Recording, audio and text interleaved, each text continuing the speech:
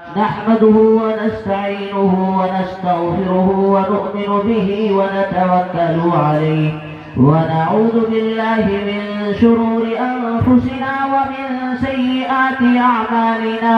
من يهده الله فلا مضل له ومن يضلله فلا هادي له. ونشهد أن لا إله إلا الله وحده لا شريك له. ونشهد أن سيدنا ومولانا وسندنا وإمامنا وحبيبنا وشفيعنا ونبينا محمد صلى الله عليه وسلم. أما بعد، فقد قال الله تبارك وتعالى في القرآن المجيد والفرقان الحميد: فأعوذ بالله من الشيطان الرجيم. بسم الله الرحمن الرحيم. يا أيها الذين آمنوا إنما الخمر والميسر والأنصاب والأزلام رجس من عمل الشيطان فاجتنبوه لعلكم تفلحون. صدق الله العظيم وصدق رسوله النبي الكريم. اللهم صل على محمد وعلى آل محمد كما صليت على إبراهيم وعلى آل إبراهيم إنك حميد مجيد. ادب و احترام کے مستحق علماء کرام اور محبتوں کے مستحق سامعین نظام اور پسے پردہ بیٹھ کر سننے والی میری مائیں اور بہنیں اور عزیز بچوں، ماشاءاللہ آپ کا یہ اجلاس رات سے چل رہا ہے اور آپ نے آپ کے ہی اس گاؤں کے موقر علماء کرام اور باصلاحیت عالم دین مفتی محمد عارف صاحب و مفتی محمد آصف صاحب اور ہم سب کے محترم و مکرم مفتی محمد توصیف صاحب اور قاری گلبہار صاحب اور آپ ہی کی بستی کے دیگر علماء کرام، قرہ حضرات اور حفاظ کرام، آپ کے اس جلسے کی اسٹیج کی رونق بنے ہوئے ہیں. آپ نے رات مفتی آصف اور مفتی عارف صاحب کے بیان سے بھی اپنے آپ کو مستفید اور محظوظ فرمایا ہے. ان کے بعد مجھ ناچیز کا نمبر آیا، لیکن میں آپ کو یہ حقیقت بتا دینا چاہتا ہوں کہ ان حضرات کے بعد میرا ان کے سامنے رہتے ہوئے خطاب کرنا، آپ کو دین کی باتیں کرنا، بتلانا، یہ ایسا ہے جیسا کہ سورج کو ایک چراغ دکھانے کے بالمقابل. واقعتاً یہ علماء کرام اور یہ مفتیان عظام جو آج اللہ تبارک و تعالی نے آپ کی دعاؤں کی برکت کی وجہ سے اور آپ کی محنتوں اور کوششوں کی وجہ سے اللہ تبارک و تعالی نے آج ان کو اس گاؤں کی رونق بنا کر اس اسٹیج کے اوپر جلوہ افروز فرمایا ہے. یہ واقعتاً ہمارے لیے خوش قسمتی کی بات ہے کہ آج ہمارے اس گاؤں کے اندر مختلف علماء کرام، مختلف مفتیان عظام آج ہمارے اس گاؤں کے اندر موجود ہیں. لیکن افسوس کی بات یہ ہے کہ اسی کے ساتھ ساتھ یہ بھی تبصرہ کرنا پڑتا ہے کہ ہماری بدقسمتی بھی ہے کہ آج یہ علماء کرام ہماری مختصر سی دعوت پر اپنی مشغولیات کو ترک کر کے، اپنے معمولات کو چھوڑ کر، اپنے نظام کو آگے پیچھے کر کے یہاں جلسہ گاہ کے اندر تشریف لائے. لیکن ہماری بدقسمتی یہ ہے کہ ہم ان علماء کرام کی قدر نہیں کر سکے، ان علماء کرام کے ساتھ نہیں بیٹھ سکے، ان علماء کرام کے بیانات کو نہیں سن سکے. یہ ساری چیزیں جو آج ہم اپنے عملی اعتبار سے دکھلا رہے ہیں، بتلا رہے ہیں، یہ سب ہماری ایک طرح کی بدقسمتی ہے اور بدعملی ہے کہ ہمارے گاؤں کے اندر، ہماری بستی کے اندر علماء کرام دور دراز سے سفر کر کے، تکالیف کو برداشت کر کے، ہماری مختصر سی دعوت پر اپنی گوناگوں مشغولیات کو چھوڑ کر اس جلسے گاہ کے اندر آ جائیں، لیکن ہم اپنے کاموں کو آگے پیچھے کر کے اس جلسے کو کامیاب نہیں بنا سکے۔ تو میرے محترم بزرگوں، کہنے کا مقصد یہ ہے کہ آج اگر ہم نے ان علماء کی قدر نہ کی، اس نظام کو نہ سنبھالا، اس نظام کو چلانے کے لیے اگر ہم نے ان علماء کرام کا ساتھ نہ دیا، تو کل ایک دن ایسا آئے گا کہ ہمیں اپنے کیے ہوئے پر پچھتاوا ہوگا، لیکن اس دن پچھتانے کے علاوہ کچھ ہمارے ہاتھ پلے نہیں آئے گا۔ تو یہ ایک مختصر سی بات تھی جو میں نے آپ کو حقیقت کا آئینہ دکھلایا ہے۔ یہ کوئی چھوٹے موٹے عالم نہیں ہے۔ آج ہمیں قدر اس لیے نہیں ہے کہ اللہ نے ہمارے اوپر یہ فضل فرمایا ہے، یہ کرم کیا ہے، یہ اس کا احسان ہے کہ اس نے آج ہماری بستی کے اندر علماء کرام کا ایک جمع غفیر پیدا کر دیا ہے۔ ایک زمانہ وہ بھی تھا، آپ سبوں نے دیکھا ہوگا کہ نماز جنازہ پڑھانے کے لیے، امامت کرانے کے لیے، ہمارے بچوں کو ہمارے بچوں کے کانوں کے اندر اذان پڑھنے کے لیے، ہمارے مردوں کو نہلانے کے لیے کوئی عالم نظر نہیں آتا تھا۔ اس وقت ہم در کی ٹھوکریں کھایا کرتے تھے، لیکن آج جب اللہ نے فضل کیا ہے، کرم کیا ہے، تو ہم اس چیز کی ناقدری کر رہے ہیں۔ میرا موضوع یہ نہیں ہے، میں نے جس آیت کو پڑھا ہے اس کے ضمن میں مجھے بات کرنی ہے، لیکن میں اس لیے بتا رہا ہوں کہ بستی کا ماحول دیکھتے ہوئے، پنڈال کا ماحول دیکھتے ہوئے ایسا محسوس ہوتا ہے کہ آج علماء کرام کی قدریں، دین کی قدریں ہمارے دلوں سے ختم ہو چکی ہے۔ یہی کہنا پڑتا ہے کہ شاید آج دین ہر انسان کے پاس اتنا پہنچ گیا ہے کہ اب اسے دین کی باتیں سننے کی ضرورت نہیں ہے، یا پھر دوسری بات یہ ثابت آتی ہے کہ دین کی قدر ہماری زندگیوں کے اندر داخل ہے۔ تو اس لیے اللہ تعالیٰ سے دعا گو ہو کہ اللہ تبارک و تعالیٰ ان علماء کرام کی زندگی کے اندر برکتیں فرمائے اور ان علماء کرام کا سایہ ہمارے سروں پر دیر تک قائم فرمائے، اس لیے کہ یہی مشعل راہ ہے، یہی نور کا ذریعہ ہے، یہی ہماری روشنی ہے، یہی ہمیں راستہ دکھانے والے ہیں۔ اگر یہ علماء کرام ہمارے درمیان موجود نہ ہوتے، اگر یہ علماء کرام کا نظام اللہ تبارک و تعالیٰ نہ بناتا، تو کوئی چیز ہمیں صحیح راہ پر لانے والی نہیں تھی، کوئی ہمیں دین کی صحیح بات سکھلانے والے نہیں تھے۔ یہ اللہ کا فضل ہے، اس کا کرم ہے کہ اس نے ان سبوں کو اس چیز کے لیے منتخب کیا اور یہ برابر ہماری رہنمائی کر رہے ہیں۔ تو چلیے بات کو آگے بڑھاتے ہیں۔ بات کرنے سے پہلے اللہ کے نبی علیہ السلام کی دو حدیثیں آپ کا معمول میں آپ کے سامنے رکھنا چاہتا ہوں۔ ایک مرتبہ اللہ کے نبی علیہ السلام صحابہ کرام کو خطاب کرنے کے لیے مسجد نبوی کے اندر تشریف لائے۔ مہاجرین انصار کی جماعت موجود تھی۔ اللہ کے نبی علیہ السلام جب مسجد میں تشریف لائے تو دیکھا کہ صحابہ کرام جو بڑے درجے کے لوگ تھے، جو عمر رسیدہ تھے، وہ پیچھے بیٹھے ہوئے تھے اور بچے آگے بیٹھے ہوئے تھے۔ میری بات کو سننا اور سمجھنا، اس کے ضمن ہی میں آپ سے درخواست کروں گا، اگر آپ کو اللہ کے نبی کی بات پسند ہے،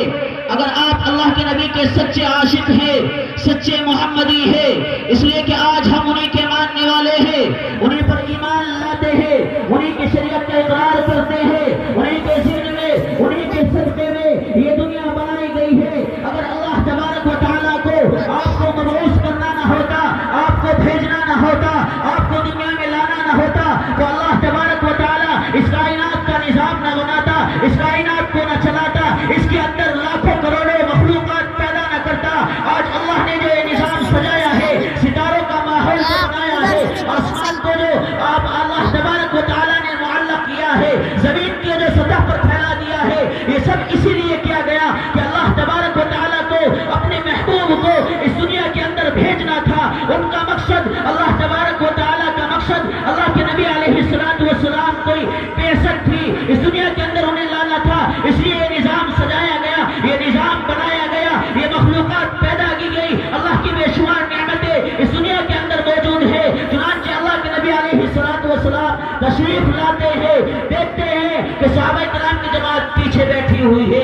اور بچے آگے بیٹھے ہوئے. اللہ کے نبی فرماتے ہیں اے انصار و مہاجرین کی جماعت، میں یہاں تماشا کرنے کے لیے نہیں آیا ہوں، میں یہاں بچوں کے ساتھ کھیلنے کے لیے نہیں آیا ہوں، بلکہ تمہیں احکامات اور شریعت کے باتیں سکھانے کے لیے آیا ہوں. اس لیے میری تمہارے سے درخواست ہے اور حکم ہے کہ جو بچے ہیں ان کو پیچھے کر دیا جائے اور جو بڑے ہیں وہ آگے آ جائیں. آج ہم یہ نہ دیکھیں کہ کہنے والا کون ہے، کس کا بیٹا ہے، کیسا اس کا کردار ہے، اس کی زندگی کیسی ہے، بد اخلاق ہے، بد کردار ہے، زانی ہے، شرابی ہے. ہم اس بات کو نہ دیکھیں، اس چیز سے نظر کو قطع کرتے ہوئے، اس چیز سے ہٹاتے ہوئے ہم یہ دیکھیں کہ بات کس کی بتلائی جا رہی ہے، بات کس کی کہی جا رہی ہے، حکم کس کا سنایا جا رہا ہے، شریعت کس کی بیان کی جا رہی ہے. اس بات کو دیکھتے ہوئے اللہ کے نبی نے جو صحابہ کو حکم دیا تھا کہ بچوں کو یہاں سے ہٹا دو، بچوں کو پیچھے کر دو اور تم صحابہ کی جماعت آگے آ جاؤ، تاکہ شریعت کا جو حکم ہے، شریعت کے جو احکامات ہے، میں تمہیں وہ سمجھا سکوں اور اس کے بعد تم اس کو ساری دنیا کے اندر پھیلا سکو. تو اسی حدیث کے ضمن میں اور اللہ کے نبی کے اس معمول عمل کے ضمن میں آپ سے بھی درخواست کرتا ہوں کہ آپ بھی تھوڑا آگے آگے کو ہو جائیں. آج ہم بھی تو اللہ کے نبی کی بات کو سننے کے لیے بیٹھے ہوئے ہیں. یہاں کوئی تماشا نہیں ہو رہا ہے، یہاں کوئی مداری آئے نہیں ہوئے ہیں، یہاں یہ علماء کرام اپنی داستان نہیں سنا رہے ہیں، اپنی کہانی کس سے نہیں سنا رہے ہیں، بلکہ اللہ کے نبی کی دین کی بات کر رہے ہیں، قرآن کے احکامات بتلا رہے ہیں، قرآن کریم کی روشنی میں زندگی کی مشعل راہ آپ کو دے کر جا رہے ہیں. آپ اس کے اوپر عمل کر کے اس دنیا کے اندر بھی کامیاب ہو سکتے ہیں اور آخرت کے اندر بھی کامیاب ہو سکتے ہیں. تو آپ ماحول کو بنائیں، دین کی باتوں کو ادب سے سننا چاہیے، اس لیے کہ جس انسان کے اندر ادب نہیں ہوتا ہے تو اس کو کچھ بھی حاصل نہیں ہو پاتا. اور قرآن کریم کے اندر اللہ رب العزت نے بھی اور ہمارے اس زمانے کے حاکم بدعت اور ہمیں صحیح راہ دکھانے والے مجاہد اعظم اور ہماری صحیح رہنمائی کرنے والے بہت سارے علماء کرام اور ہماری صحیح رہنمائی کرنے والے بہت سارے علماء کرام اس دنیا کے اندر موجود ہیں. ان کی باتوں کو سننا اور ان کی باتوں پر عمل کرنا یہ ہماری زندگی کا مشغلہ ہونا چاہیے. اس لیے کہ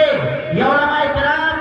اپنے قصے کہانی بیان نہیں کرتے ہیں، بلکہ اللہ کے نبی کی دین کی باتیں بتلاتے ہیں اور قرآن و حدیث کی روشنی میں اللہ کے احکامات کو آپ کے سامنے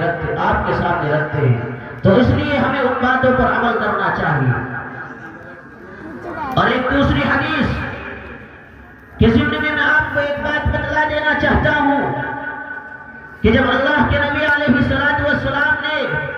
اسلام کو پھیلانا شروع کیا اور اسلام کی دعوت لوگوں کو دینی شروع کی اور اسلامی نظام کو نافذ کرنا چاہا، تو اس وقت کے زمانے کے اندر جب اللہ کے نبی علیہ الصلوۃ والسلام دعوت دیا کرتے تھے، اسلام کی باتوں کو پھیلایا کرتے تھے، تو اس وقت کے جو منافقین تھے وہ یہ کیا کرتے تھے کہ اللہ کے نبی کی بات سے لوگوں کو دور کرنے کے لیے، اللہ کے نبی کی بات کو کاٹنے کے لیے وہ شور و شعر کیا کرتے تھے. وہ ایک ایسے ہیلے بہانے بنایا کرتے تھے کہ جس کی وجہ سے لوگ اللہ کے نبی کی بات سے رخ پھیر کر دوسری طرف متوجہ ہو جایا کرتے تھے. تو یہ اللہ کے نبی علیہ الصلوۃ والسلام کی زندگی کا عمل تھا کہ جب اللہ کے نبی کوئی بات بتلاتے تو جو منافقین ہے وہ آپ کی بات سے لوگوں کی توجہ ہٹانے کے لیے، آپ کی بات سے لوگوں کو دور کرنے کے لیے لاہور کے کام کیا کرتے تھے، مغنیاں بلایا کرتے تھے، ایسے کام کے اندر لوگوں کو لگا دیا کرتے تھے کہ جس سے وہ آپ کی بات سننے سے عاجز اور قاصر ہویا جایا کرتے تھے. تو اس وقت وہ اپنے چہرے کو موڑ لیا کرتے تھے. تو اگر اس زمانے کے اندر اللہ کے نبی علیہ الصلوۃ والسلام براہ راست کوئی بات بتلاتے، کوئی دین کا حکم ہمارے سامنے بیان کرتے اور ہم بھی انہیں کی طرح کوئی ایسا کام جو اللہ کے نبی کی بات سے سننے سے مانے ہے، جو اللہ کے نبی کی بات کے سننے سے ہمیں دوسری طرف متوجہ کر دیتا ہے، اگر ہم وہ کرتے تو آپ معائنہ کریں، اندازہ لگائیں، محاسبہ کریں کہ اس وقت ہمارا شمار کن لوگوں میں ہوتا۔ اور منافقین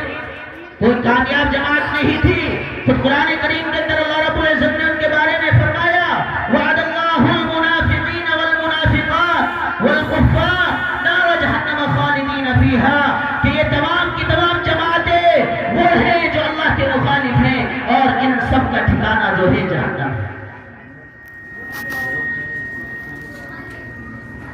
تو آج میں بات یہ کہنا چاہتا ہوں کہ ہمارے سامنے جو علماء کرام بات کرتے ہیں، ہم یہ نہ دیکھیں کہ کون کہہ رہا ہے، ہم یہ دیکھیں کہ کس کی بات کہی جا رہی ہے، اور کہنے کے درمیان کسی ایسے عمل کے اندر ہم شریک نہ ہو، کسی ایسے عمل کو ہم نہ کریں کہ جس کی وجہ سے اللہ کی بات کے سننے کی مخالفت لازم آتی ہے،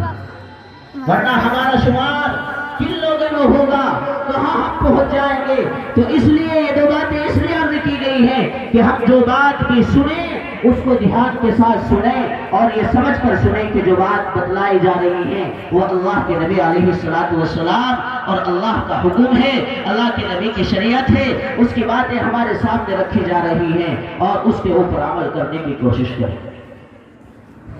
تو آئیے اب میں لے کے چلتا ہوں کہ جس موضوع پر مجھے بات کرنی ہے، یہ تمہیدات اس لیے باندھی گئی ہیں کہ ہم ان دونوں چیزوں سے بچ جائیں، منافقت سے بھی بچ جائیں، منافقین کے زمرے میں آنے سے بھی بچ جائیں، اس میں داخل ہونے سے بھی بچ جائیں، اور ہم دین کی بات کو غور سے سننے والے بھی بن جائیں۔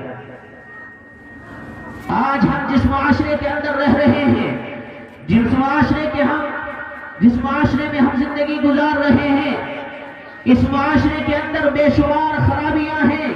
بے شمار گناہ کے کام ہیں، بے شمار بدکرداریاں ہیں۔ آج ہمارا معاشرہ بگڑ چکا ہے، آج ہمارے معاشرے کے اندر طرح طرح کی بیماریاں آ چکی ہیں، اور ہر انسان یہ چاہتا ہے کہ ہمارے معاشرے کی تشکیل ہونی چاہیے، ہمارے معاشرے کی اصلاح ہونی چاہیے، ہمارے معاشرے کے اندر جو بگاڑ ہے وہ ختم ہونا چاہیے۔ مختلف ادارے، مختلف تنظیمیں اس فکر میں لگی ہوئی ہے، راہ پر گامزن ہے، کام کر رہی ہے، لیکن اس کے باوجود ہمارے معاشرے کے اندر اصلاحی نظام پیدا نہیں ہوتا۔ سوال ہوتا ہے، ذہن کے اندر یہ بات آتی ہے کہ جب محنتیں ہو رہی ہیں، کوششیں ہو رہی ہیں، مختلف ادارے کام کر رہے ہیں، مختلف تنظیمیں کوششیں کر رہی ہیں، اس کے باوجود ہمارا معاشرہ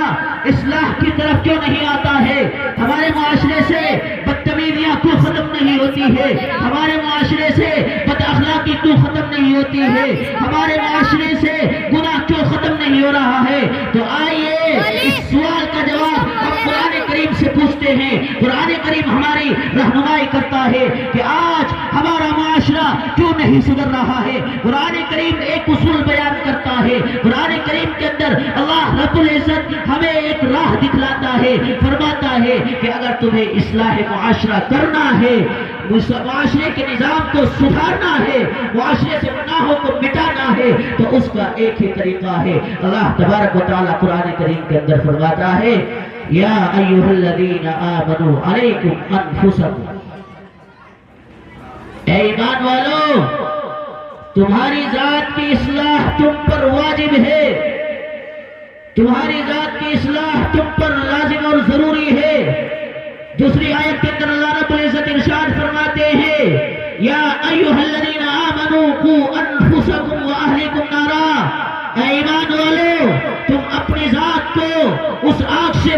بچاؤ جس کو اللہ تبارک و تعالیٰ نے منافقین کے لیے تیار کر رکھا ہے، جس کو اللہ تبارک و تعالیٰ نے نافرمانوں کے لیے تیار کر رکھا ہے، جس کو اللہ تبارک و تعالیٰ نے کفار کے لیے تیار کر رکھا ہے۔ اس میں بھی اللہ تبارک و تعالیٰ نے یہ اصول اور ضابطہ بیان کیا ہے کہ پہلے اپنی ذات کی اصلاح ہے، اس کے بعد دوسری ذات کی اصلاح کی فکر کرنا۔ تو اس آیت کے ضمن میں ہم اپنے سوال کا جواب تلاش کرتے ہیں۔ تو آج ہمارے معاشرے معاشرے کی جو اصلاح نہیں ہو پاتی ہے اس کا جواب یہ ہے کہ آج ہم نے قرآن کی مخالفت کرنا شروع کر دی ہے، آج ہم نے قرآن کریم کے حکم سے روگردانی شروع کر دی ہے۔ کس طریقے سے آئیے سمجھتے ہیں۔ قرآن کریم کہہ رہا ہے کہ جب اصلاح کی بات کی جائے، جب اصلاح کا تذکرہ کیا جائے، جب اصلاح کی کوشش کی جائے، جب معاشرے سے بگاڑ کو ختم کرنے کی کوشش کی جائے تو اس کے اندر سب سے پہلے اپنی ذات مقدم ہونی چاہیے، اپنے گناہ پر نظر ہونی چاہیے، اپنے اندر جو خرابیاں ہیں، جو خامیاں ہیں اس کے اوپر ہماری نظر ہونی چاہیے۔ لیکن آج ہمارا مزاج کیا بن چکا ہے، آج ہمارا طریقہ کیا بن چکا ہے، وہ یہ ہوتا ہے کہ ہر انسان فکر مند نظر آتا ہے کہ معاشرے کی اصلاح ہونی چاہیے، معاشرے سے بگاڑ ختم ہونا چاہیے، معاشرے سے گناہ ختم ہونے چاہیے۔ لیکن جب اصلاح کا نمبر آتا ہے تو سب سے پہلے کام یہ ہوتا ہے کہ اصلاح تو ہو لیکن میری ذات سے نہیں، دوسرے کی ذات سے۔ قرآن کہہ رہا ہے، قرآن بولتا ہے، اللہ کے نبی علیہ السلام بیان کر رہے ہیں کہ جب اصلاحی نظام قائم کرنا ہو تو سب سے پہلے اپنی ذات مقدم ہونی چاہیے۔ ہم کہتے ہیں اللہ کے نبی کی مخالفت کریں گے، قرآن کی مخالفت کریں گے، اصلاح کی فکر کریں گے، لیکن اصلاح کا جب نمبر آئے گا تو اپنی ذات نہیں، دوسرے کی ذات۔ اسی لیے بگاڑ ہے۔ جب ہر انسان اپنی فکر کرے گا، اپنی ذات کے بارے میں سوچے گا، اپنا محاسبہ کرے گا کہ گناہ میرے اندر موجود ہے، برائی میرے اندر موجود ہے، خباثتیں میرے اندر موجود ہیں، دوسرے کی ذات بعد میں ہے، پہلے اپنے اندر سے خباثتیں ختم کرنی ہے۔ تو جب ہر انسان اپنی اصلاح کی فکر کر لے گا تو خود بخود معاشرہ اصلاح کی طرف آتا چلا جائے گا۔ لیکن اگر ہم اللہ کے نبی کے طریقے سے ہٹیں گے، قرآن کے طریقے سے ہٹیں گے تو ہمارے معاشرے میں فساد کے علاوہ، لڑائی جھگڑوں کے علاوہ کوئی اصلاح کا نظام قائم ہو ہی نہیں سکتا۔ اس لیے کہ جو طریقہ اللہ نے بیان کیا تھا ہم نے اس کو پس پشت ڈال دیا، اور جب وہ پس پشت چلا گیا تو اب ہمارے جتنے عقلی گھوڑے ہیں، عقلی محنتیں ہیں، عقلی کوششیں ہیں، وہ سب کی سب رائے گا اور بیکار ہو جائیں گی۔ اس لیے قرآن کریم تو کہتا ہے کہ جب اب اصلاح کی بات آئے تو سب سے پہلے اپنی اصلاح کی فکر ہونی چاہیے۔ لیکن ہمارا نظام الٹا ہے، ہمارا طریقہ الٹا ہے، ہمارا مزاج الٹا بن چکا ہے کہ اصلاح کا جب نمبر آئے تو میری ذات نہیں ہونی چاہیے، میرے اندر تو کوئی خرابی ہے ہی نہیں، میں تو دودھ کا دھلا ہوا ہوں، میرے اندر تو کوئی گناہ ہے ہی نہیں، حالانکہ میرے اندر ساری خباثتیں ہیں، ساری گندگیاں ہیں، سارے گناہ ہیں، لیکن مجھے اپنے گناہ نظر نہیں آتے۔ سامنے والے کی آنکھ کا تو تنکا بھی نظر آتا ہے، لیکن اپنے اندر وہ شہتیر کی طرح نظر آتا ہے، لیکن اپنے اندر کی جو خامیاں ہیں وہ ذرہ برابر بھی نظر نہیں آتی۔ تو اگر اصلاحی نظام کرنا ہے، نظام کو سدھارنا ہے، معاشرے سے گندگیوں کو ختم کرنا ہے تو پہلے اپنا محاسبہ کرنا ہوگا، پہلے اپنی اصلاح کی فکر کرنی ہوگی، اس کے بعد جو ہے ہمارا معاشرہ سدھر پائے گا۔ آئیے میں آپ کو ایک بزرگ کا واقعہ سناتا ہوں۔ ایک بزرگ گزرے ہیں ابن سما، جن کا نام ابن سما ہے، بڑے اللہ والے ہیں، بڑے بزرگ ہیں، اپنے وقت کے ولی اللہ ہونے کے باوجود اپنی زندگی کا محاسبہ کرتے ہیں۔ اور بچے کبھی سے بیٹھ جائیں، یہاں تماشا ہو رہا ہے، یہ دین کی باتیں بتلائی جا رہی ہیں، پہلے سمجھایا گیا پھر اس کے باوجود اس طرح کی حرکتیں۔ آرام سے بیٹھ جائیں۔ یہ سب باتیں اس لیے بتائی گئی ہیں تاکہ ہم اپنی زندگیوں کا محاسبہ کریں کہ آج ہم کہاں سے کہاں پہنچ گئے ہیں۔ آدمی منافقوں کی فہرست میں جا رہا ہے، کافروں کی فہرست میں جا رہا ہے، مشرکوں کی فہرست میں جا رہا ہے، لیکن اس کے باوجود اپنے آپ کو محمدی غلام سمجھ رہا ہے، اللہ کے نبی کا پاکیزہ بندہ، اللہ کے نبی علیہ السلام کا امتی سمجھ رہا ہے، حالانکہ اسے یوں پتہ نہیں ہے کہ وہ کہاں کھڑا ہوا۔ تو میں بتلا رہا تھا کہ ایک بزرگ گزرے ہیں ابن سما، وہ اپنی زندگی کا محاسبہ کرتے ہیں، اللہ والے ہیں، ولی کامل ہیں، ولی صفت انسان ہے، لیکن اس کے باوجود دیکھیے کہ اپنی زندگی کا کیسے محاسبہ کرتے ہیں، اپنی اصلاح کی کیسے فکر کرتے ہیں۔ چنانچہ وہ محاسبہ کرتے ہیں، اپنی زندگی کا جائزہ لگاتے ہیں کہ میری زندگی کے کتنے برس گزر چکے ہیں۔ جب وہ اندازہ لگاتے ہیں تو انہیں علم ہوتا ہے کہ میری زندگی کے 60 برس گزر چکے ہیں۔ کتنے؟ 60 برس ان کی زندگی کے گزر چکے ہیں۔ پھر اس کے بعد اندازہ لگاتے ہیں کہ 60 سال کے اندر کتنے دن ہوتے ہیں، تو اس کے بعد وہ کیلکولیٹ کرتے ہیں، حساب لگاتے ہیں، تو انہیں علم ہوتا ہے کہ 21,500 دن میری زندگی کے گزر چکے ہیں۔ کتنے؟ 21,500 دن میری زندگی کے گزرتے ہیں۔ پھر اور آگے بڑھتے ہیں، اپنا محاسبہ کرتے ہیں کہ اگر 21,500 دن میری زندگی کے گزر چکے ہیں تو اگر اللہ کی ایک نافرمانی، اللہ کی طرف سے ایک اطاعت سے روگردانی، اگر ایک گناہ میرا ایک دن کے اندر پکڑا جائے تو میرے کتنے گناہ بیٹھتے ہیں۔ چنانچہ حساب لگاتے ہیں کہ اگر ایک دن کے اندر ایک گناہ پکڑا جائے تو 21,500 گناہ بیٹھتے ہیں۔ یہ جب بات ہے جب ایک دن کے اندر صرف انسان ایک نافرمانی کرے، صرف اللہ کے حکم کو، ایک حکم کو توڑے۔ آج ہم اپنی زندگی کو معائنہ کریں، محاسبہ کریں کہ ہماری زندگی کس طریقے سے گزرتی ہے، کتنی اللہ کے حکم کی موافقت ہے، کتنی اللہ کے احکامات پر عمل کر رہے ہیں اور کتنے اللہ کے احکامات کو ترک کر کے اپنی زندگی گزار رہے ہیں۔ تو حساب لگاتے ہیں کہ اگر ایک دن کے اندر ایک گناہ پکڑا جائے تو میری زندگی کے 21,500 گناہ بیٹھتے ہیں۔ میں ان کو لے کر کیسے اپنے آقا کے سامنے جاؤں گا، اپنے خالق و مالک کے سامنے جاؤں گا، اپنے رازق کے سامنے جا کر میں کیا منہ دکھاؤں گا کہ جس وقت 21,500 گناہ کا بوجھ میرے سر پر ہو۔ تو محاسبہ کرنے والے اور فکر کرنے والے اپنی اس طریقے سے فکر کرتے ہیں، محاسبہ کرتے ہیں، پھر وہ آگے بڑھتے ہیں اور کہتے ہیں یہ تو اس وقت بات ہے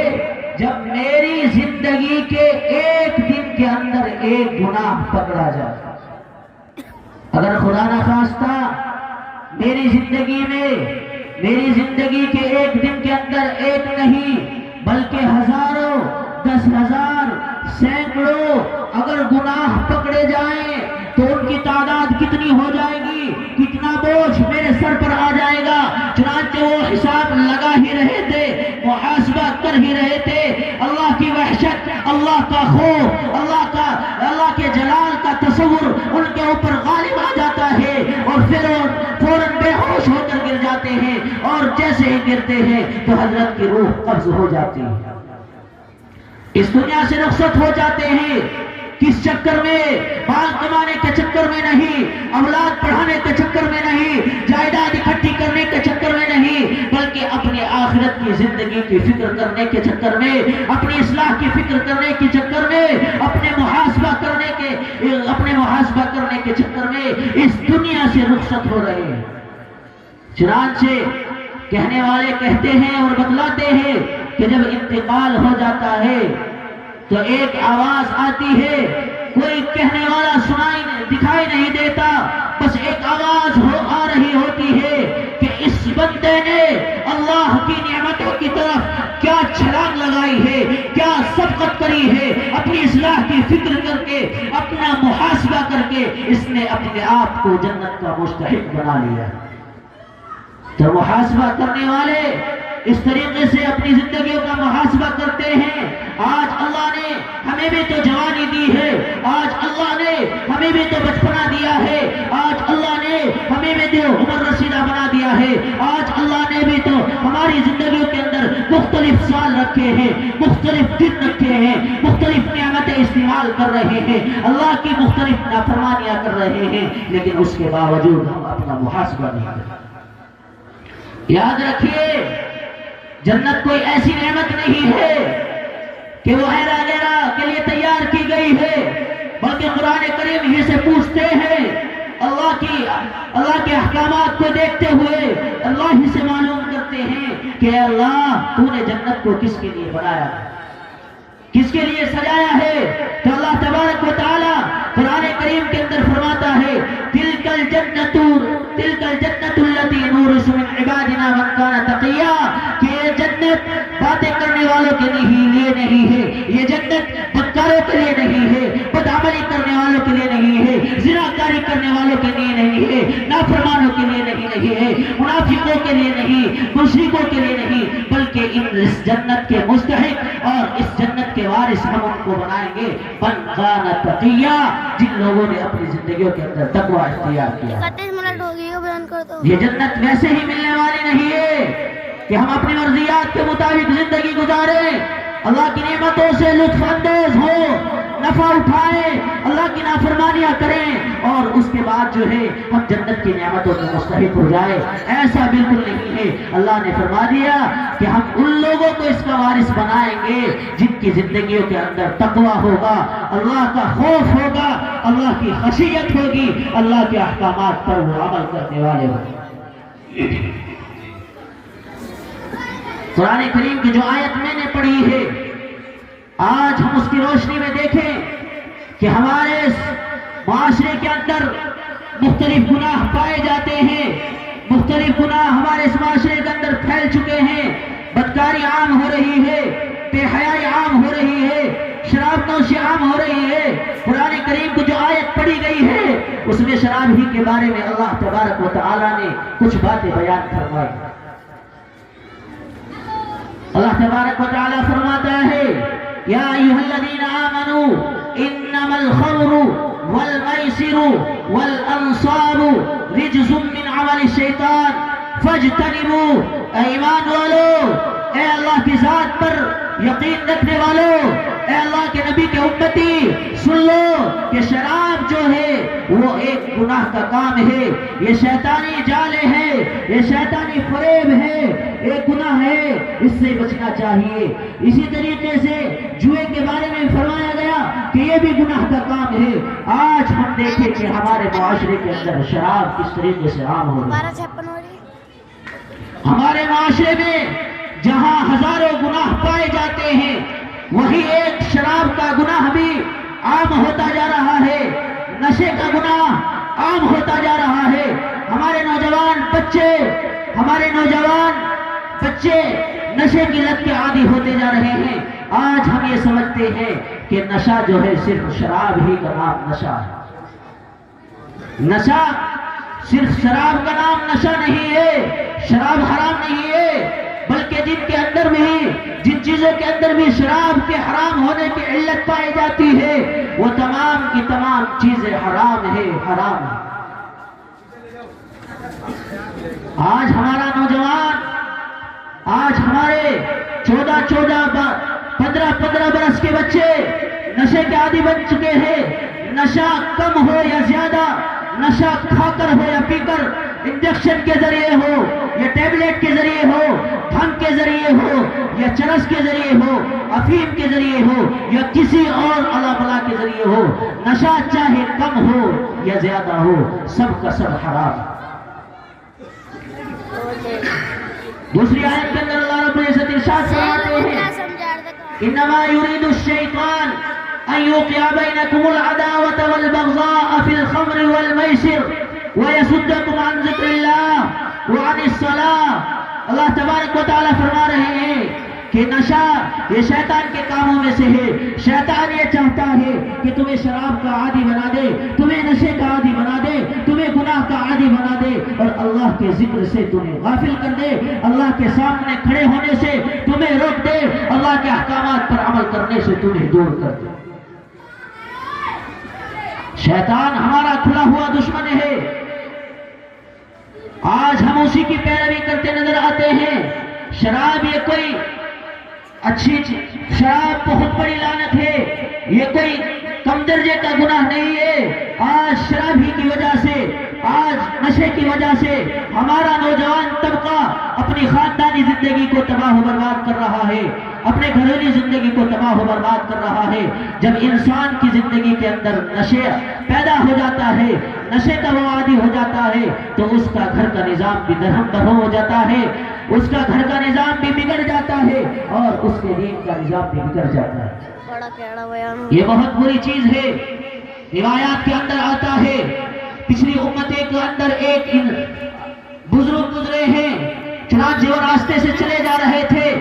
11 بجے تو راستے میں ایک بدکار عورت ملتی ہے، بدکردار عورت سے سامنا ہوتا ہے تو ان کو روکتی ہے، روکنے کے بعد ان کے سامنے بات رکھتی ہے کہ آپ کو 3 کاموں میں سے ایک کام ضرور کرنا ہوگا، تبھی آپ کو چھٹکارا ملے گا۔ چنانچہ وہ سامنے 3 باتیں رکھتی ہیں، جن میں سے سب سے پہلی بات یہ ہوتی ہے کہ یا تو آپ میرے ساتھ منہ کالا کریں، میرے ساتھ بدکرداری کریں، زناکاری کریں۔ تو اللہ والے دیکھتے ہیں، بزرگ محاسبہ کرتے ہیں،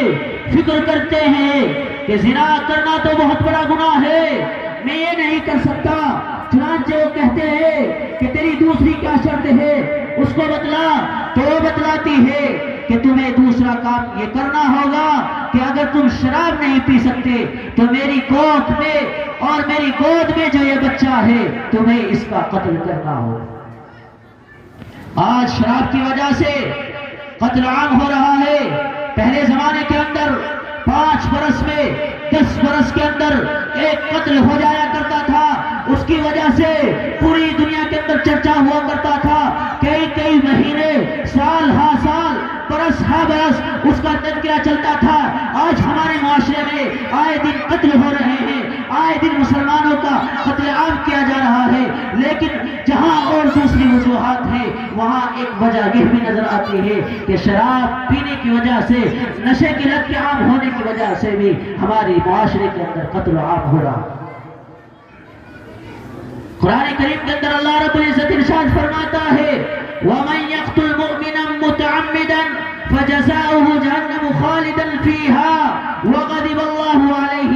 وَلَعَنَهُ وَأَعَدَّ لَهُ عَذَابًا أَلِيمًا۔ اللہ تبارک و تعالی فرماتے ہیں کہ جو انسان کسی مسلمان کا قتل کرتا ہے، اور یہ کس چیز کے بارے میں فرمایا گیا؟ یہ اس بات کے بارے میں فرمایا گیا کہ اگر کسی انسان نے صرف ایک ناقص جملے کے ذریعے، ایک لفظ کے ذریعے قاتل کی رہنمائی کی، کوئی ہتھیار نہیں دیا، کوئی بندوق نہیں دی، کوئی گولی نہیں دی، کوئی چھری چاقو نہیں دیا، صرف اتنی بات اور ناقص جملے کے ذریعے اس کی رہنمائی کر دی، اس کی وجہ سے وہ قتل وجود میں آیا، تو اللہ تبارک و تعالیٰ نے ان کے بارے میں 4 چیزوں کا عذاب تیار کر رکھا۔ آج ایک مسلمان دوسرے مسلمان کو قتل کر دیتا ہے، اس کی زندگی کے اندر زلزلہ طاری نہیں ہوتا، وہ یہ سمجھتا ہے کہ میں کامیاب ہو چکا ہوں، میں اس پر غلبہ حاصل کر چکا ہوں۔ میرے بھائیوں، اللہ تبارک و تعالیٰ نے ایسے لوگوں کے لیے 4 عذاب تیار کر رکھے ہیں، اللہ کا غضب، اللہ کی لعنت، اور اس کے لیے دوزخ کا عذاب جو ہمیشہ ہمیشہ کے لیے اس کے اندر رہے گا۔ جو اللہ تبارک و تعالیٰ نے کفار کے لیے، مشرکین کے لیے جو عذاب تیار کیا ہے، وہی اللہ تبارک و تعالیٰ نے اس بندے کے لیے تیار کیا ہے جو مسلمان کسی مسلمان کو ناحق قتل کرتا ہے یا کسی مسلمان کے قتل کی طرف رہنمائی کرتا ہے۔ تو اس کے لیے بات ہے،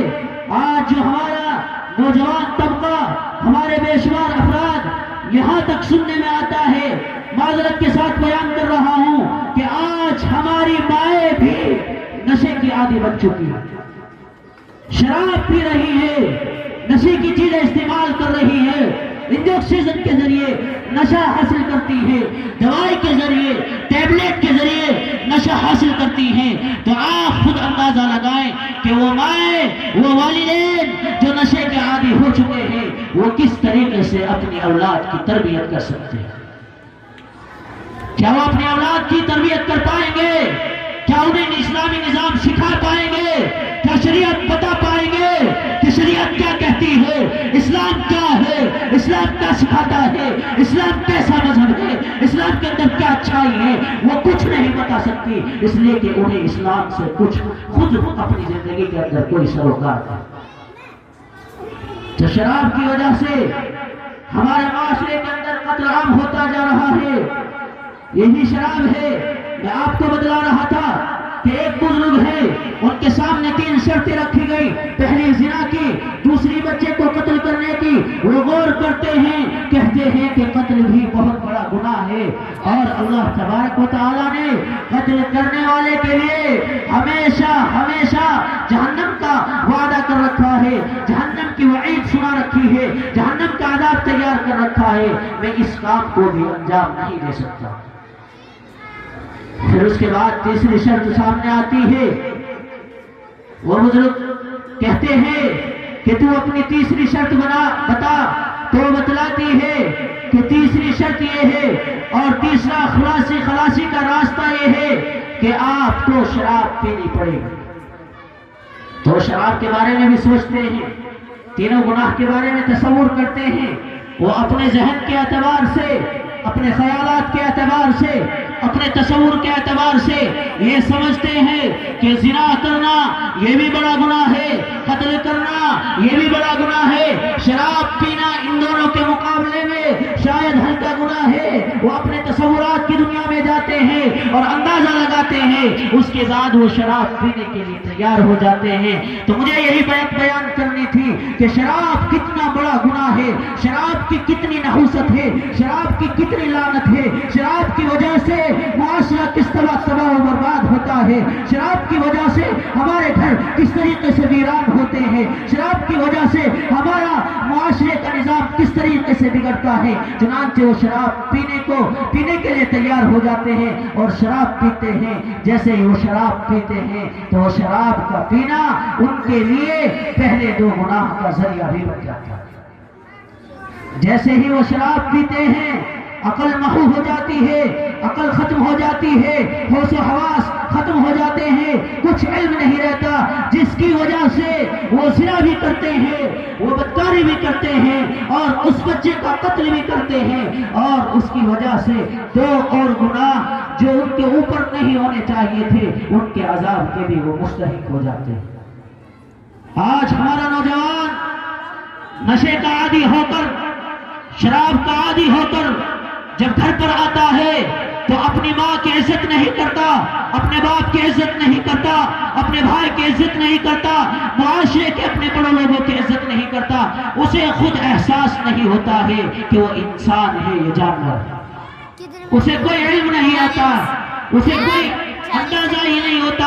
کہ میں کہاں پہنچ چکا ہوں، میری کیا حقیقت ہے۔ تو میرے بھائیوں، آج ہمارے معاشرے میں جہاں اور گناہ پائے جاتے ہیں، یہ شراب کا گناہ، یہ نشے کا گناہ، یہ ہمارے معاشرے اور ہمارے سماج کے اندر، ہماری نوجوان نسل کے اندر، ہمارے 14-15 سال کے بچوں کے اندر پھیل رہا ہے۔ ہمیں غور و فکر کرنا ہے، ہمیں ان کی فکر کرنی ہے، اس لیے کہ یہ نوجوان صرف نوجوان نہیں ہے، بلکہ یہ ہمارے مستقبل کے لیے، ہمارے آنے والے معاشرے کے لیے، ہمارے آنے والے بچوں کے لیے، ان کے والدین بنیں گے، ان کے لیے تربیت کا نمونہ بنیں گے۔ اگر آج یہ شراب کے عادی ہو گئے، اگر آج یہ نشے کے عادی ہو گئے، تو ہمارے آنے والی نسل کی یہ صحیح رہنمائی نہیں کر پائے۔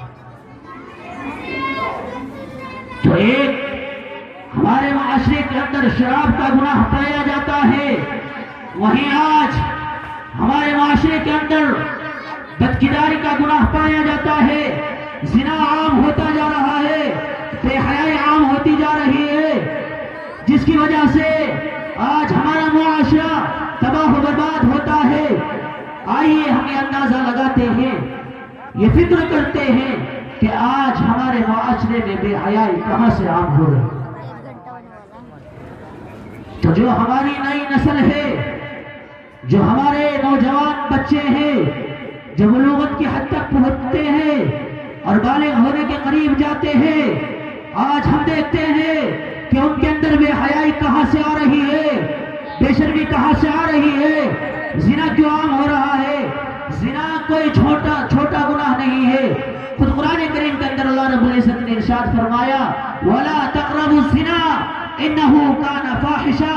کہ اے لوگوں، اے ایمان والو، اے مسلمانوں، اے اللہ کے نبی کے محمدی بننے والوں، اے محمد کے غلاموں، سن لو، زنا کے قریب کبھی مت جانا، یہ گناہ بہت بڑا گناہ ہے، یہ فحاشی کو عام کرتا ہے، یہ معاشرے کے اندر تباہ و بربادی پھیلاتا ہے۔ اللہ کے نبی علیہ السلام کی ایک حدیث ہے جس کے اندر اللہ کے نبی علیہ السلام نے 5 چیزیں بیان فرمائی ہیں۔ ان 5 چیزوں کے بیان فرمانے کے بعد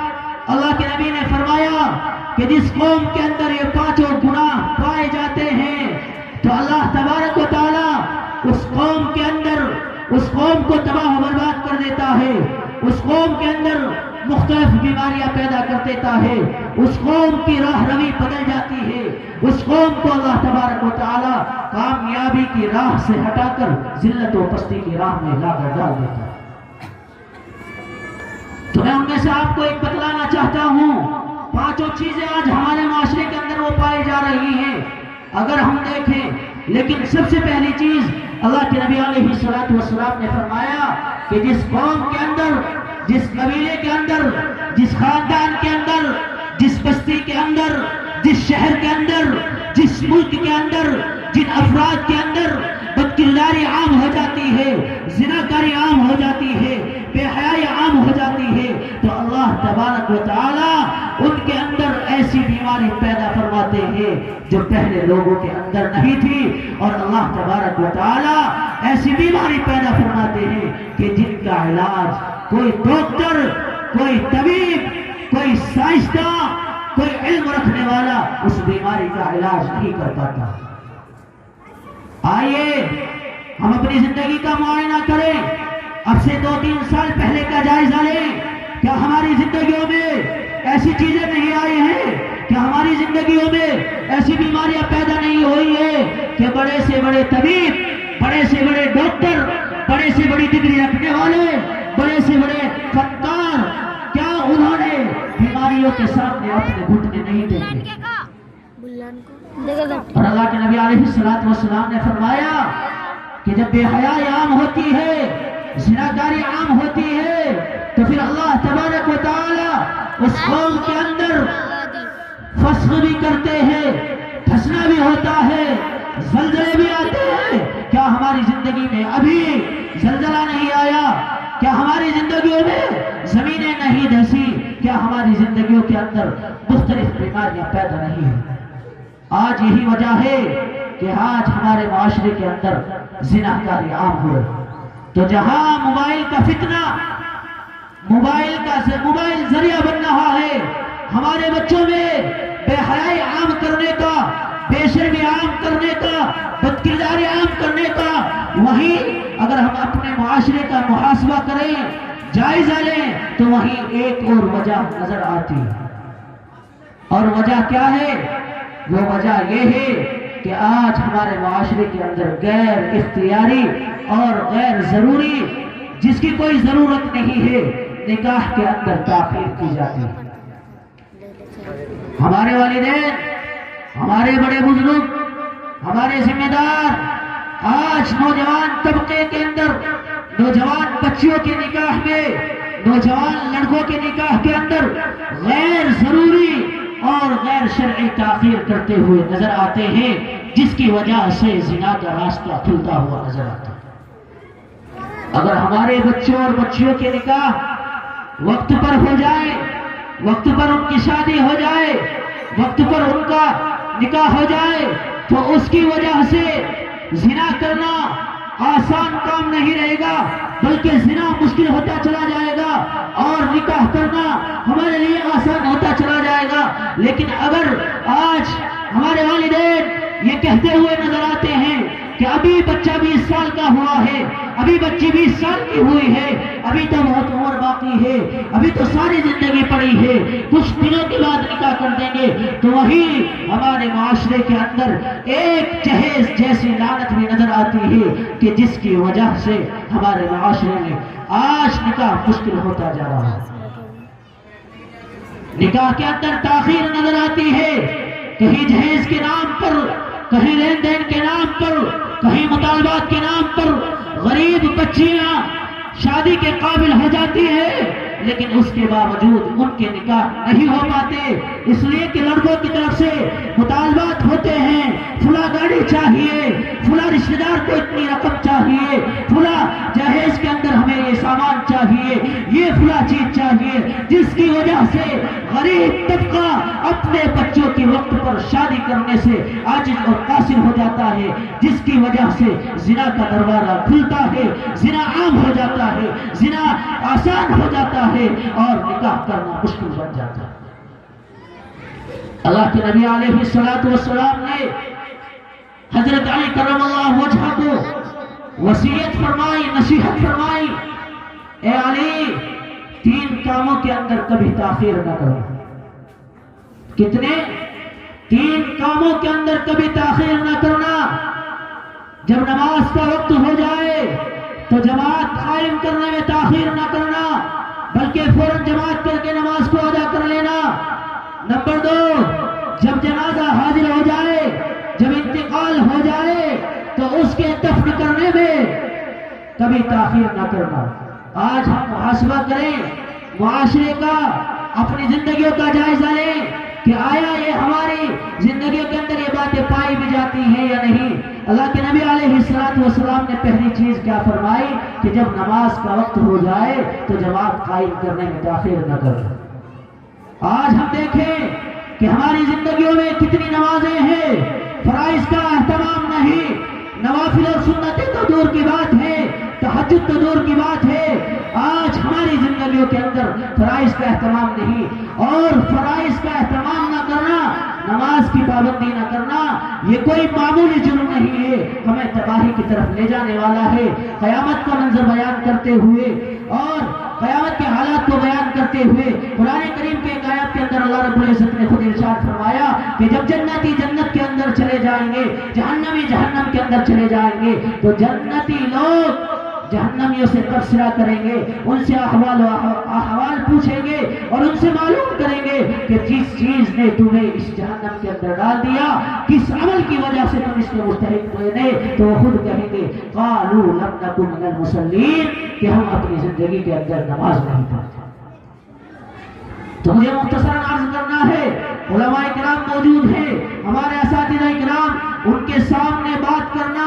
یہ بہت ہی مجھے ایک عجیب سی بات محسوس ہو رہی ہے، لیکن اس کے باوجود جو میں آپ کو بتلانا چاہتا ہوں، تیسری بات جس کے بارے میں اللہ کے نبی علیہ السلام نے فرمایا وہ یہ کہ جب صحیح رشتہ مل جائے، جوڑ کا رشتہ مل جائے تو فوراً نکاح کر دینا، اس کے اندر تاخیر نہ کرنا۔ کہیں ایسا نہ ہو کہ نکاح کی تاخیر کی وجہ سے